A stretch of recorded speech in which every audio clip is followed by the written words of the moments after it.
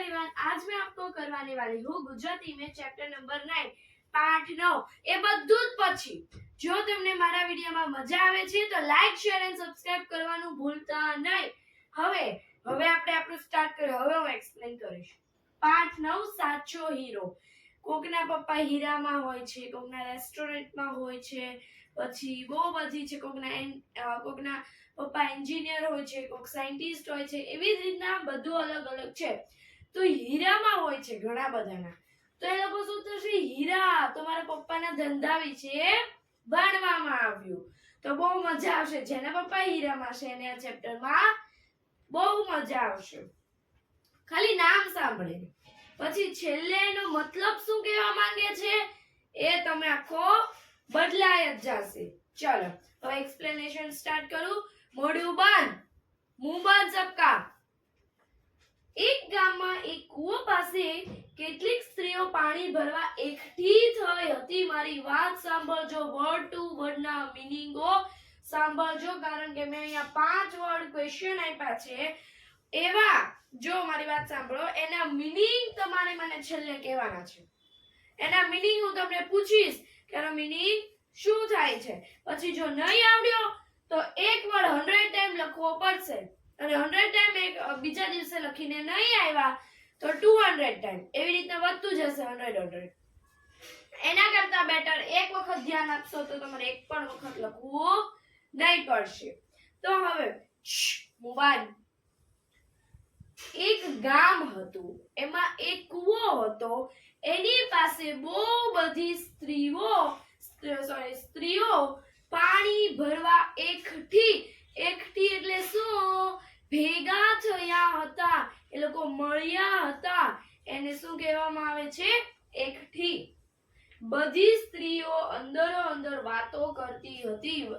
બધી સ્ત્રીઓ શું કરતી હતી, અંદરો અંદર વાતો કરતી હતી। ઓય બધાને એક્સપ્લેનેશનમાં મજા આવે છે તો અહીંયા ધ્યાન આપો। વાતમાં પોતાના દીકરા વિશે વાતો થવા લાગી। પછી બહુ વાતો કરીને પછી કોના વિશે વાત નીકળી, બધાના દીકરા વિશે। તો હવે એટલું ધ્યાન રાખજો, હવે જ્યાંથી સ્ટાર્ટ થાય છે ત્યાંથી આખો ચેપ્ટર મેઈન એટલે મેઈન। શું કામ, આ ચેપ્ટરનું મહત્વ શું છે અહીંયાથી સ્ટાર્ટ થાય છે। આ પહેલાની બે જે લાઈન હતી ને એનું કોઈ મહત્વ નહોતું, સાંભળી મારી વાત, એનું બહુ મહત્વ નહોતું, પણ મેઈન જે મહત્વ છે એ અહીંયાથી સ્ટાર્ટ થવાનું છે। એટલે પહેલા કૂવો તો ને કેટલીક સ્ત્રીઓ શું કરતી હતી એવા બધા ક્વેશ્ચન આન્સર આવશે। સમજ પડી કે નહીં? તો પછી મોઢું બંધ। હવે જો સ્ટાર્ટ કરું છું અહીંયાથી, એક પણ નો અવાજ નહીં જોયો મને। શું કીધું મેં? મોઢું બંધ। સમજ નથી પડતી? એક સ્ત્રી બોલી, મારા દીકરાનો અવાજ એવો મધુર છે કે લોકો તેને સાંભળ્યા જ કરે, અને એના જેવો ગાયક તો બીજો કોઈ હોય જ નહીં। પહેલી સ્ત્રી શું બોલી, એક સ્ત્રી કે મારા દીકરાનો અવાજ એટલો મધુર છે, એવું એ ગાયક છે, સિંગર છે, એવું ગાય છે, અંદરથી સિંગ કરે છે, સોંગ ને એવું બધું સિંગ કરે છે કે એના જેવો કોઈનો અવાજ જ ન હોય, એ કોઈ પણ એવું ગાય જ ન શકે। સમજ પડે છે? એવો કોઈ બીજો ગાયક જ ન મળે આપણે, એના જેવો મધુર અવાજ કોઈ ન સાંભળ્યો હોય। હવે સાંભળો, બીજી સ્ત્રીને પણ પોતાના દીકરાના વખાણ કરવાનું મન થયું કે પહેલી સ્ત્રીએ કર્યા વખાણ તો હું પણ કરું। બહુ બધાને એવું હોય કે ઓય તે પિંક કલરનો કંપાસ લીધો, મોટો લીધો, ને મારી પાસે એટલો જ કંપાસ છે, ને મારી પાસે બ્લુ કલરનો કંપાસ છે, તો આપણે શું કરીએ, એ પણ ગર્લ છે, આપણે પણ ગર્લ છે, એને શું થાય કે એ ગર્લ છે ને એને પિંક લીધો, ને હું પણ ગર્લ છું તો પણ મેં બ્લુ રાખ્યો, તો એનું જોઈને આપણે સેમ ટુ સેમ એવો કંપાસ લેવા જઈએ છીએ। અગર એની પાસે 90 રૂપીસની બુક હોય, તમારી પાસે 60 રૂપીસની બુક હોય, તો આપણને શું થાય, એની બુક મોટી લાગે છે ને મારી બુક નાની લાગે છે, તો આપણે સેમ એની બુક લેવા જઈએ। જઈએ કોપી કરીએ એટલે બધા એમ કે કોપી કેટર, એ કોપી કેટર આપણને કોપી કેટર કે એના કરતા બેટર એકદમ અલગ જ રહેવું આપણે, એકદમ અલગ. પછી બધાને એમ કે બધા ભલે એમ કે તું સૌથી અલગ, એમ કે હા હું યુનિક છું આખા દુનિયામાં, હે ને? તો પછી આપણે યુનિક જ રહેવાનું. કોઈ દિવસ બધાની જેમ કોપી કેટર નથી કરવાનું, કોપી કેટર નથી બનવાનું. તો એને વખાણ કરવાનું મન થયું કે પેલી પણ વખાણ કરે તો હું શું કામ ન વખાણ કરું, મારા છોકરાનામાં પણ કંઈક હશે, એ એવું કહેવા ચાહતી હતી. તો તે બોલી મારો દીકરો તો ભીમ જેવો અલમસ્ત છે, એ એવો તાકાતવાન છે કે ઘણા બધા લોકો સામે એકલો જ લડી લે, કે એટલો અલમસ્ત છે. શું કહેવાય? અલમસ્ત છે. અને એવો તાકાતવાન છે કે એ ભલે 50 જણા હોય પણ એની વચ્ચે એક હશે તો પણ એ લડી લેશે. ભીમ જેવો અલમસ્ત છે. સમજ પડી એટલામાં? હા. ઓય મોડું બાંધ. અલમસ્ત એટલે શું? અલમસ્ત તમને સેન્ટેન્સ સમજ પડી તો સેન્ટેન્સમાં જ અલમસ્ત વર્ડ્સ આવશે. કોને સેન્ટેન્સ સમજની પડી? બધાને સમજ પડી. તો અલમસ્તનો શબ્દનો અર્થ પણ સમજ પડી ગઈ હોય છે. તમને સેન્ટેન્સ સમજ પડી કે જો ભીમ જો અલમસ્ત છે તો ભીમ ખબર છે, ભીમ કેવો હોય? હેલ્ધી. અલમસ્ત છે, બીજા બધા વર્ણો ખબર છે, અલમસ્તનું શું કામ નથી ખબર? તો એનો મીનિંગ શું છે? પહેલવાન. પહેલવાન. અલમસ્ત એટલે પહેલવાન. સમજ પડી? યસ. તો પછી ધ્યાન આપો ના સમજ પડે તો. તાકાતવાન, એકદમ તાકાતવાન, 50 જણની લોકો વચ્ચે એકે લડી લે. હવે ત્રીજી સ્ત્રી પણ થોડી ચૂપ રહે. હવે પહેલીએ વખાણ કર્યા, બીજીએ વખાણ કર્યા તો હું શું કામ ચૂપ રહું? મારા છોકરાના, મારા દીકરાનામાં પણ કંઈક વખાણ કરવા જેવું કંઈક કર્મ હશે. મારા દીકરાનામાં પણ કંઈક વખાણ કરવા જેવા કર્મ હશે. તો પણ એને કર્મ કેવા હશે એ આપણે જોઈએ અહીંયા. તો ત્રીજી સ્ત્રી થોડી પણ ચૂપ રહે. તે બોલી મારો દીકરો તો ભણવામાં એટલો હોશિયાર છે કે એને તો એકવારમાં જ બધું યાદ રહી જાય. તેના પર તો સરસ્વતીની કૃપા વરસી છે. જો બહુ જ દુનિયામાં કેટલા લોકો હશે પણ 500 જણામાંથી ખાલી એવા 5 જ જણ હશે જે એટલા હોશિયાર હોય છે. 500 તમને અહીંયા ઊભા રાખ્યા હોય ને બધામાં ફરતે મારી ફરતે 500 જણા ઊભા રાખ્યા હોય ને તો પછી એમાંથી કોઈ પણ 5 જ હોશિયાર મળે તમને. એ 5 ઉપર જેવો સરસ્વતીની કૃપા, સરસ્વતી તો એની કૃપા એકદમ ભણવાનું વીણા પકડેલી છે એવું છે. તો કેવું આપણે શું કહીએ? નહીં, આવું તો હોવું જ જોઈએ, આપણા ઘરમાં આવું તો હોવું જ જોઈએ. તો હોય છે પણ આપણે એમ કે મારે સાયન્ટિસ્ટ બનવું છે, સાયન્ટિસ્ટ બનવા માટે એ માણસ પર સરસ્વતીની કૃપા વરસી હશે તો એ કદાચ સાયન્ટિસ્ટ બન્યો હશે. એના પર સરસ્વતીની કૃપા વરસી છે તેથી તે એક વખત વાંચે ત્યારે બધું જ યાદ રહી જાય. હું જો એક વખત તમને એક્સપ્લેન ચેપ્ટર કરું ને તો મને બી આખો ચેપ્ટર યાદ રહી જાય એવું ન હોય. તમે એક વખત આ ચેપ્ટર વાંચો તમને શું આખો ચેપ્ટર યાદ રહી જશે? નહીં. બધા પર કૃપા નથી વરસી રહેતી. બહુ ઓછા માણસો છે. 1000માંથી 10 જ માણસો હશે, 10 જ એવા માણસો હશે. સમજ પડી? બહુ ઓછા હોય. અને ભણવામાં એટલો હોશિયાર ને એક જ વારમાં એટલું બધું યાદ રહે.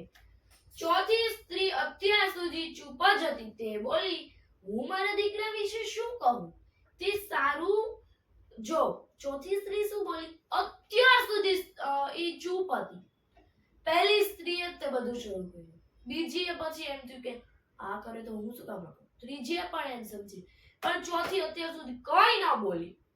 એના છોકરાનામાં સૌથી વધારે સારા સંસ્કાર હતા પણ ના એને બિચારીને કંઈ કહેવા જેવું નહોતું, એવું માનતી હતી.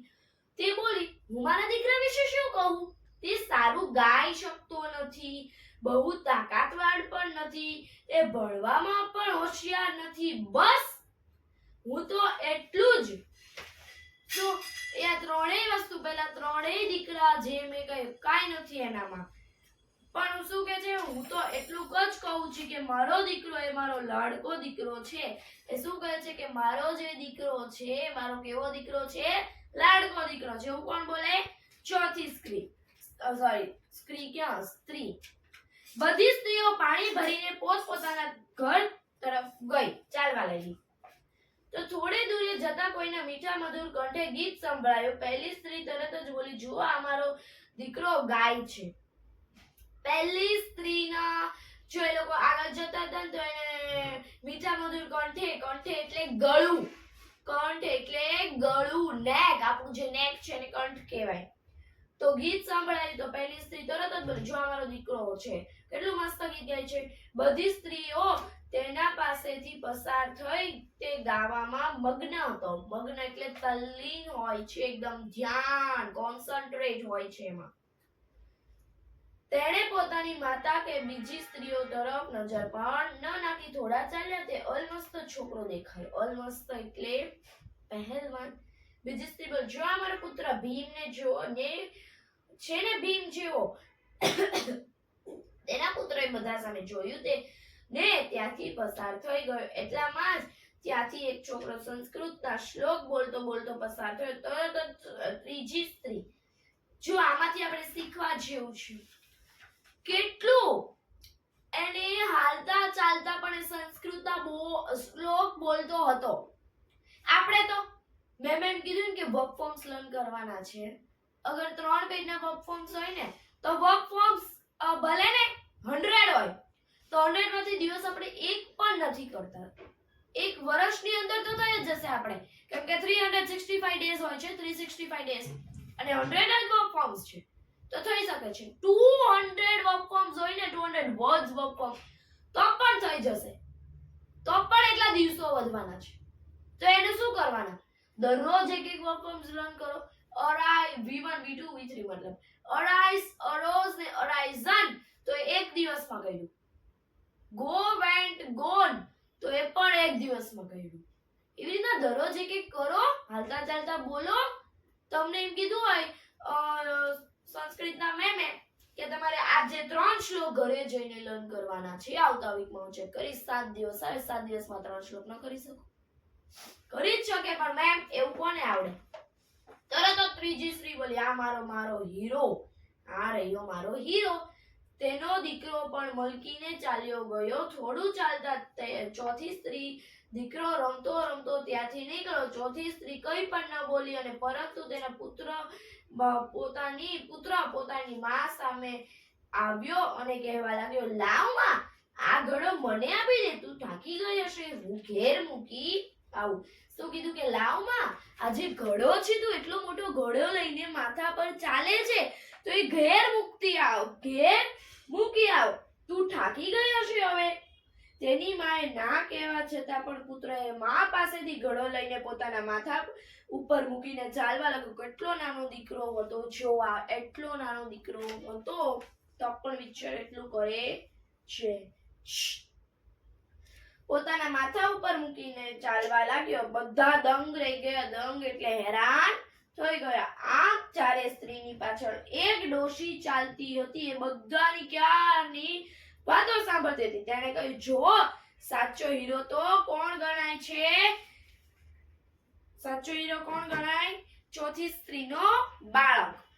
સાચો હીરો કોણ ગણાય? ચોથી સ્ત્રીનો બાળક. હવે આપણે છે ને આ સ્ત્રી એટલે મહિલા બધાને જ ખબર છે.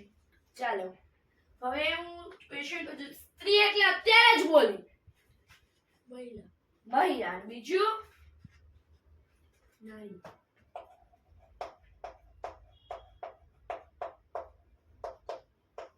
હવે મલકીને એટલે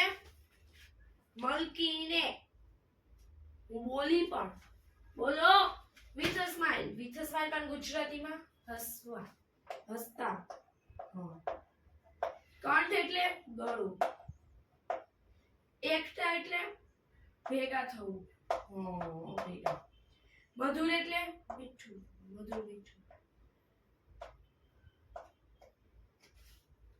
સમજ પડી? અહીંયા આપણો સાચો હીરો કોણ હતો?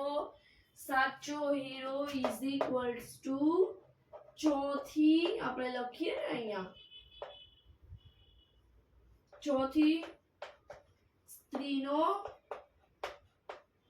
દીકરો કોણ હતું? ચોથી સ્ત્રીનો દીકરો. મજા આવી? બધાને ગુજરાતીમાં મજા આવે છે ને? કેમ કે ગુજરાતી શુદ્ધ લેંગ્વેજ છે તમારા બધા માટે.